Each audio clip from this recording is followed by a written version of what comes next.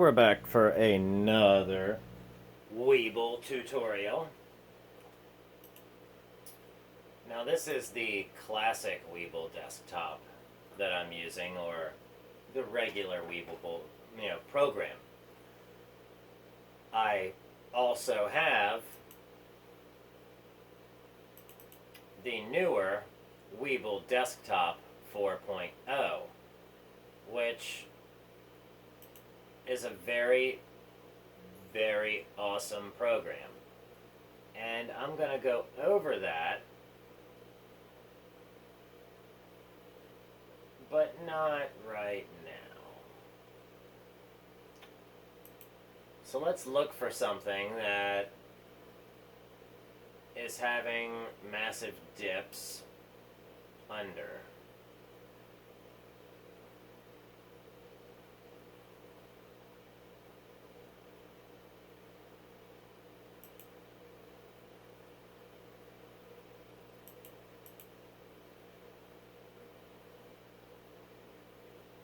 Or we can pick something that's got a massive dip over, but either way, Amazon's down 69 bucks.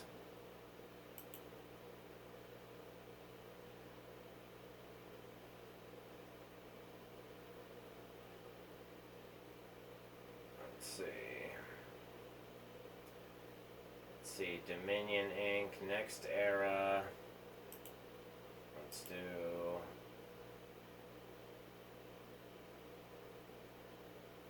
JDST. They're up right now. They seem to like to go up in the aftermarket hours, but this is a good example of how we could build a strategy to trade something. Now, the first thing I want to know is it in a support or resistance area? So before I start putting SAR and super trend and all that stuff on it, maybe you could just on your screen have super trend if you wish, but mainly your pivot points dialed into, let's say, starting on the monthly calendar, because right now JDST is showing just a little bit of an uptime, but it's just this. It's a bear market, so it's just going to be this and then go back down, back into a support. It very rarely ever goes up into a resistance now that it's a bear and bull directional. But either way, you can still make money during this entire swing of a candle. That's still a good bit that can be made. So if we want to know where our support and resistance is, here was our pivot point. Right now we're down closer into a support 1. So we know that it'll probably raise and go up above pivot and then back down again. Okay, so you could buy in now and it be nearly the perfect time, okay? Or you could end up getting one of these and it go down on you some more. You really can't tell, but that's where we need more information. Now, normally you would have a rune set to a 14-day period. That's how it comes. But right now it seems to have found a bottom and is coming back up in price. So this would verify the idea that we would return to our pivot point, possibly go past it, and continue the downwards trend. Okay? So let's just say we like having our rune there. Well, we don't have to have it. What is more helpful than that? Okay? Well, knowing that you're below 0% means that you're not in positive price action, so that helps. And you're not even really going towards it right now, you're just hovering under it. But let's start off with just these few. Because on the webull Classic, you have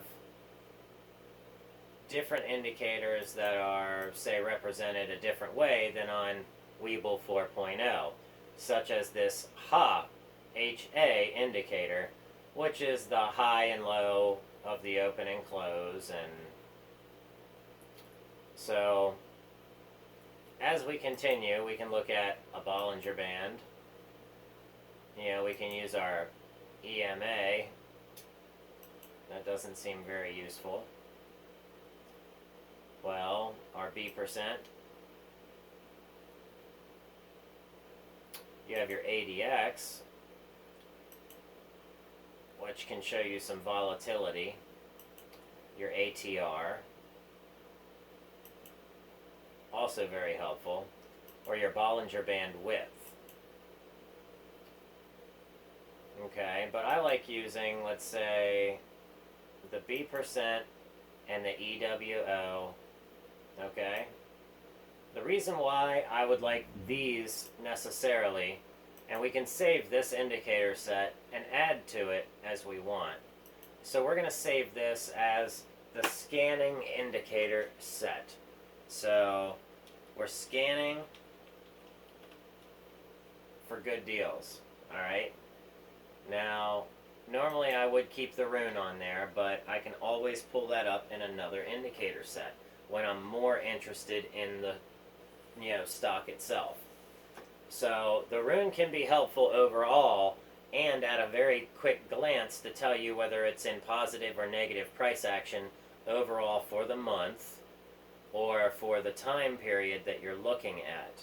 Okay, meaning that you could be in an overall negative month for your price action, okay, and still be in a positive time because each day, is represented by a high and a low of a candle. And if you're trading within that high and low, then the chart is going to look a lot different. So, but looking at this chart with the pivot points and with the WWV, which is, I've made a video on this, but it's the Weiss wave volume. Also using the percent B and the EWO. Now, the EWO is a very powerful tool for volume trading, as you can see. You can see the lows, you can see the highs, okay? But the idea here is to spot the very bottom of your low. So what we're doing here is we're spotting our very bottom of our low here. And right when we start to come up and make a recovery above the 0% line with the percent B where my cursor is, that's where your bottom is, where you start to recover. So that's when you're in positive price action. How long will that last? Well, we don't know how long that will last. Now here on the chart, Super Trend says buy a couple candles away. We could probably adjust this. That way on a swing trading style, say day after day, we would know we could have bought here on the 10th and then of course sold here on the 14th or even closer. So, and once again, we're still looking at JDST, a bear, directional daily. JNUG would be the bull of it. So here would be our bottom, at $9 right here, which is the very deepest part of the red here on the EWO. So we would buy here, okay? Now, once maybe we would have seen 1, 2, 3 recovery candle, okay? We might have bought that, all right? Now, from $9.46 up out of the hole, we're back down to $9.46, 9, 12, 20, 25, 30, 35, 71, 69, 81, 85, okay? So you saw the height of that became $9.85. And in between the middle of there, it still went way below the price you bought in at. So if you would have bought in on this third candle, giving you the perfect confirmation at $9.46, it dipped well below $9.06. You know, it hit 946 again, not until, let's see, well, it wasn't until later, you know, nearly a day later. So, either way, you can see how the EWO will be a helpful tool to help you trade. You can find the depth, the very bottom at $9 is where it was. And the same indicator, the HA indicator, which shows you on the Webull Desktop 4.0, which is why Webull Desktop 4.0 is perfect for new traders. A lot of these indicators are just unnecessary for new traders, and you're not going to understand them without understanding the basic indicators first. So, yeah, the B percent I use when it goes above the 0% line.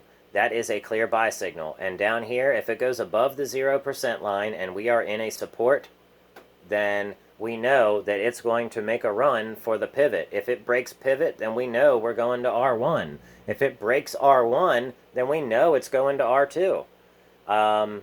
And vice versa. If it fails to reach a height and cap out again in R1, then we know it's going to subside back down to S1 where it had support, and possibly even sell off from people who bought shares up in the higher thinking that it was going to run. So now there will be a sell-off, which will cause the price to drop, and now it's dropped into an S2 zone. And I would expect to see it to drop to the S3 zone.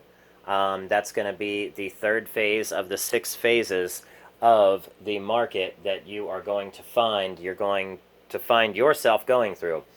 And you'll also notice that using the WWV, you can see when mass amounts of volume are bought at one time and when mass amounts of volume are sold.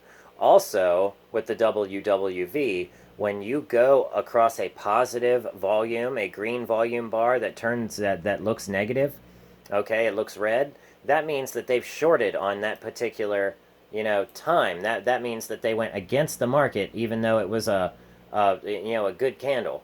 So, that should be telling you something right there. They bought, but then they sold right away. And you can see and you can count and see, oh my goodness, that was 1 million in volume, or oh my goodness, this was, 300,000 in volume. And when you start to see, that much volume going through, and you just count these bars, and you can see them. Here in the WWV, which is why I like using this as opposed to some of the other volume indicators. I mean, sure, there are other volume indicators, and the way you can use those to your advantage, if you were specifically a volume trader, is that you would see, oh, look, it has volume in the morning, but not in the afternoon. Volume in the morning, but not in the afternoon. Volume in the mornings, but not in the afternoons. Okay, so what this would tell you to do would be to buy in the afternoon, okay? So you would buy in the afternoon or the extended hours. You would wait for the morning pop, and then you would have your target set for, say 20, 30 cents above, and you wait for it to hit that target. Or you can come in just before market open, and you can see, oh wow, look, the next day, that morning, someone bought 4 million shares, and look what it did to the market here on 827. 4 million shares, and boom, it pumped the price from JDST 1079 to 1130. What a hefty profit. And then it feathered back down. It seems like you can almost count on a good amount of volume coming in the morning and leaving in the afternoon. So why are you going to fight against it? You should be riding with the flow. Buy pre-market, run with the bulls, and then when you hit your top and you finally top out, you short it to death, baby. Yeah, you come down hard on it. That's the proper way to run that market. But we'll get there. You buy, and then it dips, so you buy some more, and then you sell, and then you short it. But just with super trend here, you could see it would give you clear buy and sell signals for JDST if you were just to listen to them. And there are other stocks that we look at. I mean, oh goodness, let's look at LKQ. They're a salvage company. You know, you can still see similar trends. Yeah, with your volume, except this one has volume more towards later in the day. It looks like, either way. But look at your support and your resistance lines. We came from a support 1 up to a resistance 2, back down to a support 1 or 2, back up to a resistance 1, and this is your typical S1 R1 trap, where it'll go between S1 and R1 and then fan out to S2 R2 and then S3 R3, and then it'll start fanning back down into the smaller wave, and that is the market maker's trap. So I really hope that you stuck with me this far. I have a lot of information that I can share with you that you're not going to get everywhere else. People are going to want you to pay for it. And I just don't feel like all information should cost you everything that you have when you can go right to the library or YouTube and get the information that you need. Look for your W's, but your downwards W's typically mean upward signs, and an upwards W is a downward sign. But we can look at Six Flags if you want. I mean, you can see how all of this is relative. Look at all this volume come in and the spike in price. I mean, you can run with that. Look at this volume on the EWO and the lift off of the B% line. Okay?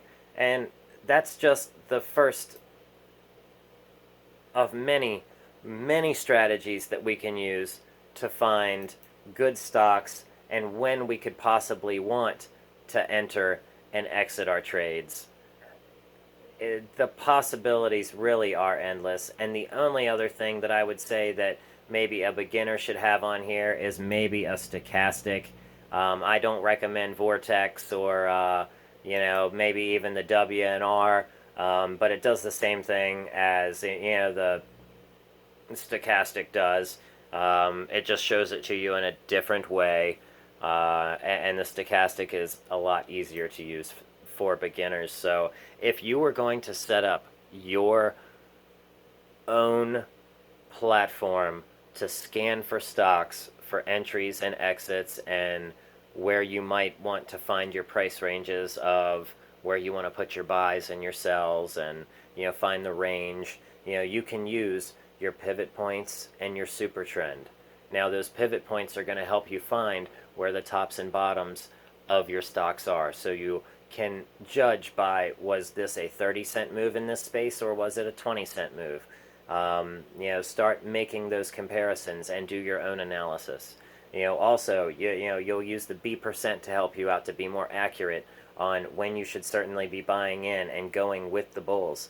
And then when you've hit your top, you'll see on your pivot points that you're finally ready to come back down, so you'll know to get out. You'll know that by looking at the EWO that you're ready to cross over into a downwards trend or an upwards trend. And with your stochastic, you'll know that you're low on your RSI, so you know that you're getting the best deal possible at the time, and the only place to go is up.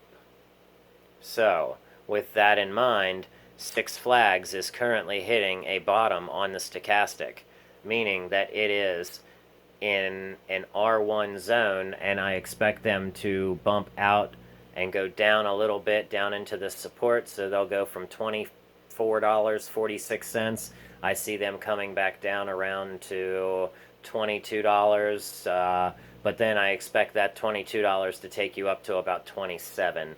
So but because of the last dip here, the last dip had you down at 22, up at 24. The one previous was 20, up to 22. Okay, so maybe they're taking $2 runs. Maybe you won't make so much on that, but even still, if you had 1,000 shares, or 100 shares of this, you will still be happy for your investment over, say, from the 3rd to the 9th, or from the 11th to the 15th, or from the 17th and 18th to the 21st, making $200 on your, making $100 on every 1,000 you spend. That is incredible interest. That's 10%. So keeping in mind that that is a 10% interest. If you were to buy in right now, hold for the next 3 or 4 days, you would accrue somewhere around a $2, plus on your, stock, depending on how much you buy. But that's all speculative. MGM, SeaWorld, those are great stocks. Love trading them. So look at this beautiful run right here above B%, and it just kept on going.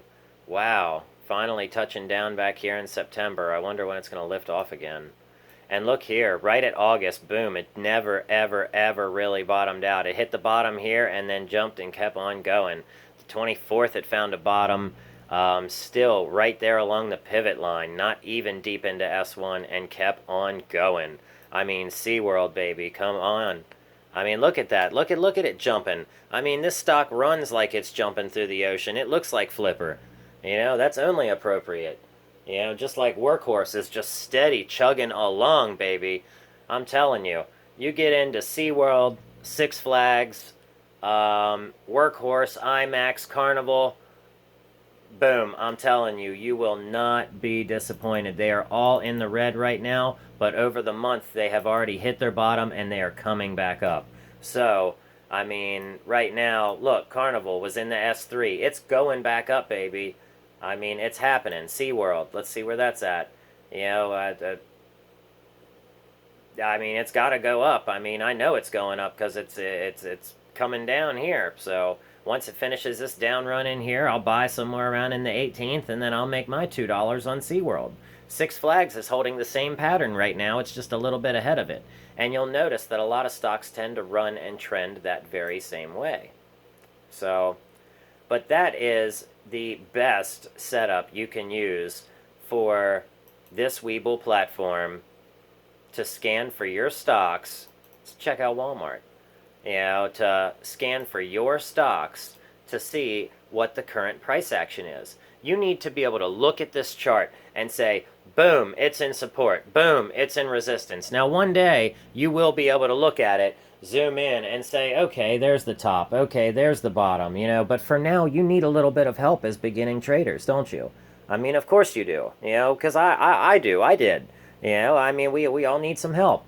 So, and of course, we're looking at the daily chart. So we want to see that daily chart. But if that daily chart really interests us, for the 1 hour, we can go and check out the 4-hour chart and then get a little bit, step back a little bit, see what's really happening. Is it really low, or, what's happening? All right, now it's starting to lift off. Or we can go forward in time and check out the 15-minute chart, the 10-minute chart, the 5-minute chart, and you'll see how the moves that we were pointing out on the chart have completed themselves. Okay? Now look. Now it's diving below the B% line and it's just falling off.